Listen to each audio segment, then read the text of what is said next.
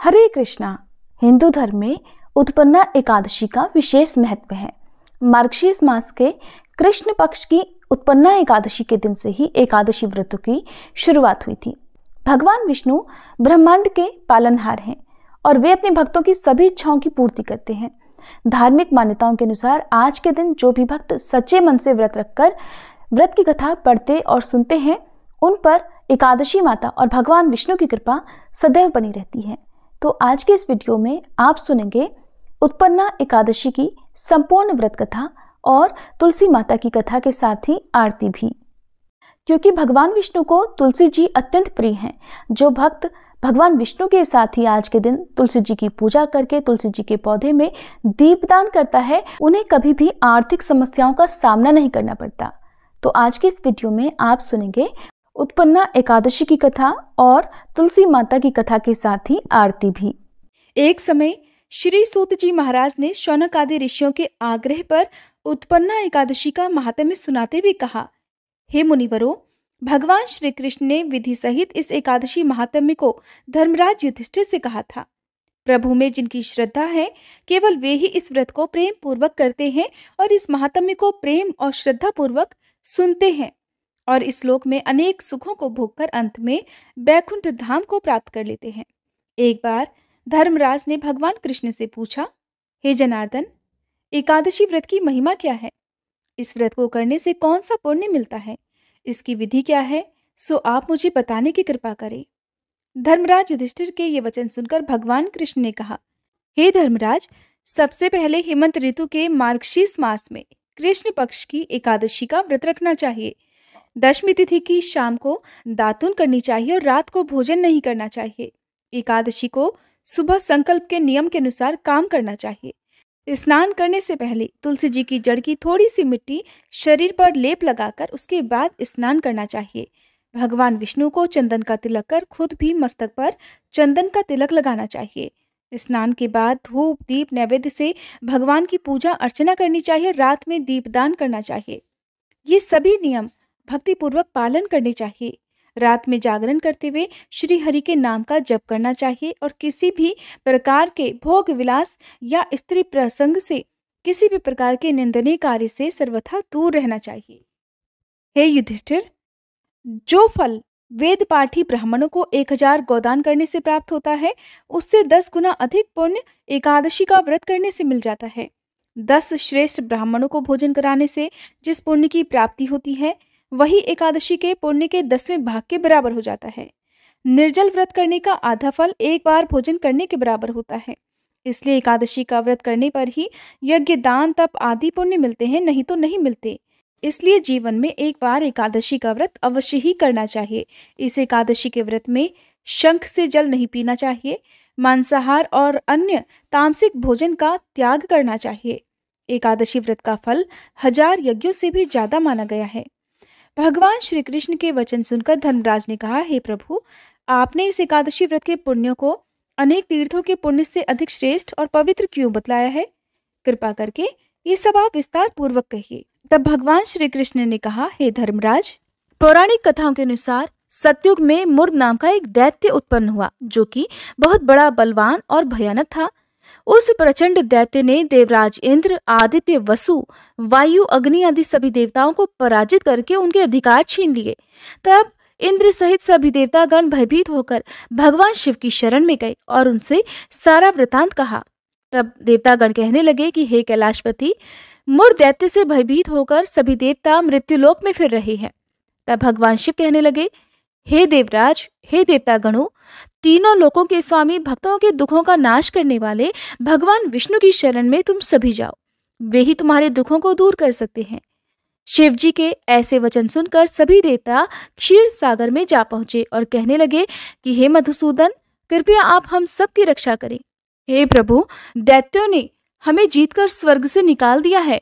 आप कृपया उन दैत्यों से हम सभी की रक्षा करें। देवराज इंद्र के ऐसे वचन सुनकर भगवान विष्णु कहने लगे, हे इंद्र, ऐसा मायावी दैत्य कौन है जिसने सभी देवताओं को जीत लिया है? उसका नाम क्या है? उसमें कितना बल है? वह किसके आश्रय में है और उसका स्थान कहाँ पर है? ये सब वृतांत मुझसे कहो। ये सुनकर देवराज इंद्र कहने लगे, भगवान, प्राचीन समय में नाड़ीजंघ नाम का एक राक्षस था। उसके महापराक्रमी और लोक विख्यात मुर नाम का एक पुत्र हुआ। उसकी चंद्रावती नाम की एक नगरी है। उसी ने सभी देवताओं को स्वर्ग से निकालकर वहां पर भी अपना अधिकार जमा लिया है।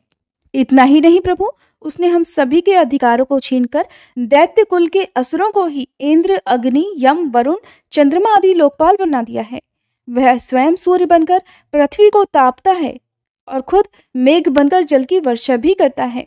अतः हे मधुसूदन, कृपया आप इस बलशाली भयानक असुर का संहार करके हम सभी देवताओं की रक्षा करें।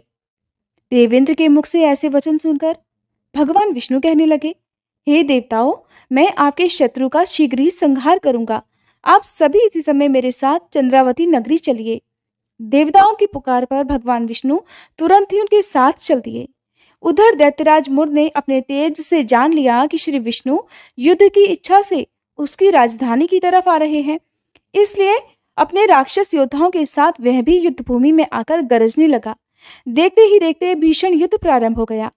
युद्ध प्रारंभ होने पर अनगिनत असुर अनेक अस्त्र शस्त्रों को धारण कर देवताओं से युद्ध करने लगे, किंतु देवता तो पहले ही डरे हुए थे, इसलिए वह अधिक देर तक राक्षसों का सामना नहीं कर सके और भाग खड़े हुए।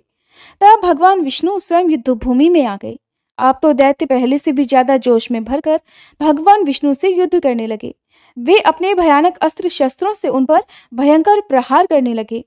दैत्यों के आक्रमण को श्री विष्णु अपने चक्र और गदा के प्रहार से नष्ट करने लगे। इस युद्ध में अनेक दैत्य सदा के लिए मृत्यु की गोद में समा गए, किंतु दैत्यराज मुर भगवान विष्णु के साथ लगातार युद्ध करता रहा। उसका तो जैसे अभी बाल भी बांका नहीं हुआ था। वह बिना डरे और बिना थके युद्ध कर रहा था। भगवान विष्णु मुर राक्षस को मारने के लिए जिन जिन शस्त्रों का प्रयोग करते, वे सब के सब उसके तेज से नष्ट होकर उस पर पुष्प के समान गिरने लगते। अनेक अस्त्र शस्त्रों का प्रयोग करने पर भी भगवान विष्णु उससे जीत नहीं सके। तब वे आपस में मल्ल युद्ध करने लगे। भगवान श्री हरि उस असुर से देवताओं की रक्षा हेतु सहस्त्र वर्ष तक युद्ध करते रहे, किंतु उस असुर से जीत नहीं पाए। अंत में भगवान विष्णु शांत होकर विश्राम करने की इच्छा से बद्रिकाश्रम स्थित 38 कोस लंबी एक द्वार वाली हेमवती नाम की गुफा में प्रवेश कर गए। हे धर्मराज, उस गुफा में प्रभु ने फिर शयन किया। भगवान विष्णु को ढूंढते ढूंढते, उनका पीछा करते करते मुर नामक दैत्य भी वहीं चला आया था। भगवान श्री हरि को सोता हुआ देखकर वह उन्हें मारने को तत्पर हो गया। वह सोच रहा था कि मैं आज अपने चिर शत्रु को मारकर हमेशा हमेशा के लिए निष्कंटक हो जाऊंगा, परंतु उसकी यह इच्छा पूर्ण नहीं हो सकी, क्योंकि उसी समय भगवान विष्णु की दिव्य देह से एक दिव्य वस्त्र धारण किए हुए अत्यंत मोहिनी कन्या प्रकट हुई। प्रकट होते ही वह कन्या राक्षस को ललकार कर उससे युद्ध करने लगी। उस कन्या को देखकर राक्षस को घोर आश्चर्य हुआ और वह ये सोचने लगा कि ऐसी दिव्य कन्या कहाँ से उत्पन्न हो गई, और फिर वह असुर उस कन्या से लगातार युद्ध करता रहा। कुछ समय बीतने पर उस कन्या ने क्रोध में आकर उस दैत्य के अस्त्र शस्त्रों के टुकड़े टुकड़े कर दिए, उसका रथ तोड़ डाला। अब तो उस दैत्य को बड़ा ही क्रोध आया और वह सारी मर्यादाएं भंग करके उस कन्या से मल्ल युद्ध करने लगा। उस तेजस्वी कन्या ने उसे धक्का मारकर मूर्छित कर दिया। उसकी मूर्छा टूटने से पहले ही उन्होंने उसका सिर काटकर धड़ से अलग कर दिया।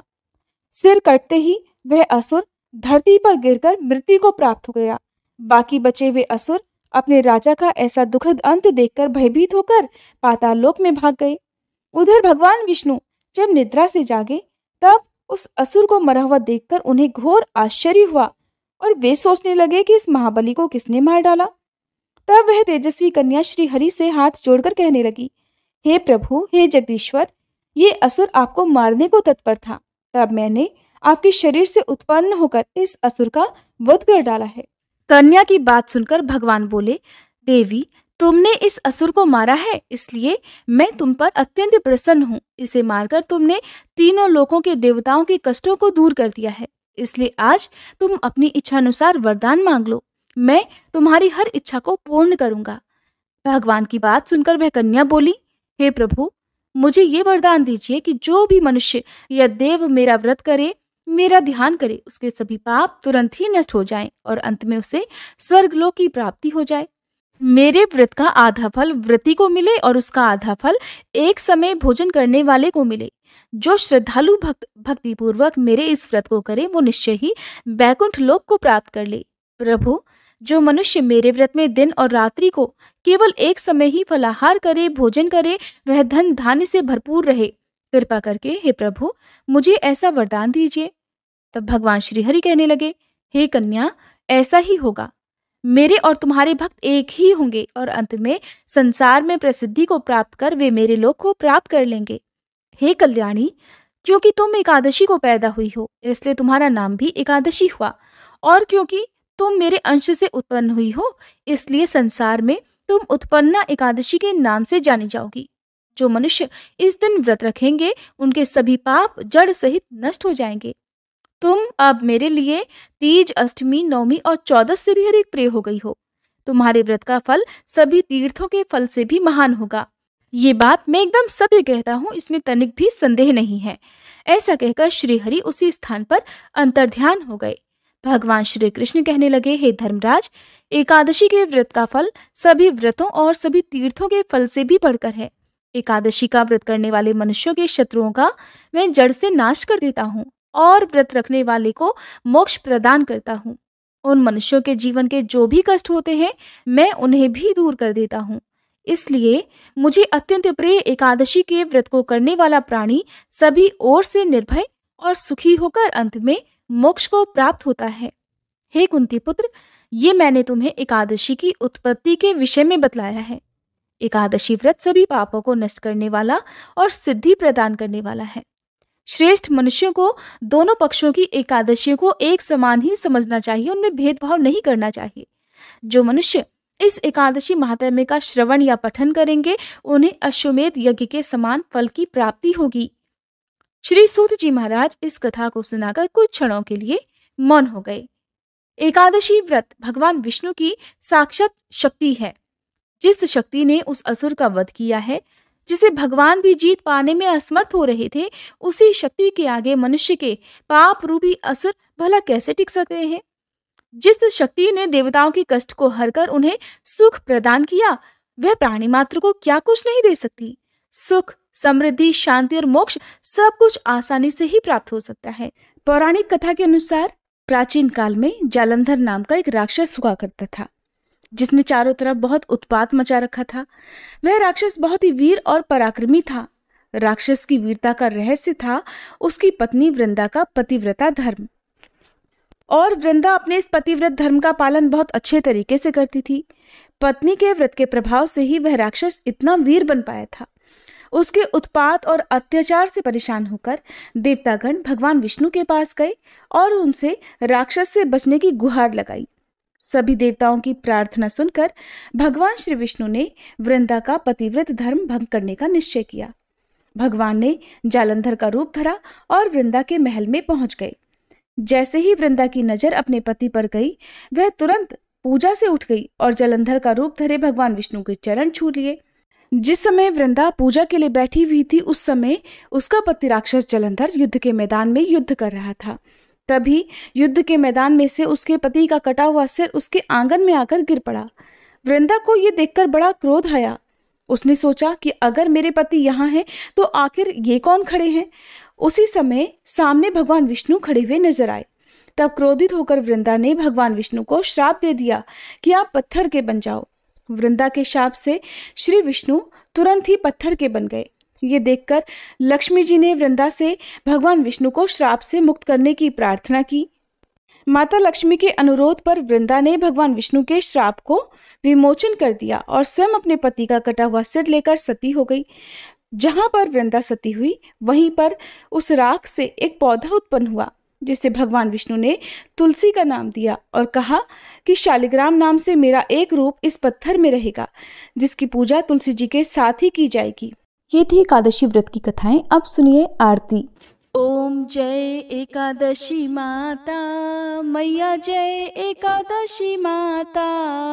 विष्णु पूजा व्रत को धारण कर शक्ति मुक्ति पाता। ओम जय एकादशी माता।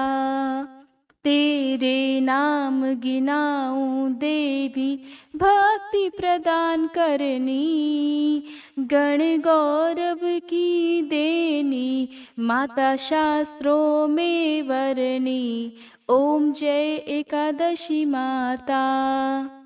मार्गशीर्ष के कृष्ण पक्ष की उत्पन्ना, विश्वतारिणी जनमी, शुक्ल पक्ष में हुई मोक्षदा, मुक्तिदाता बन आई।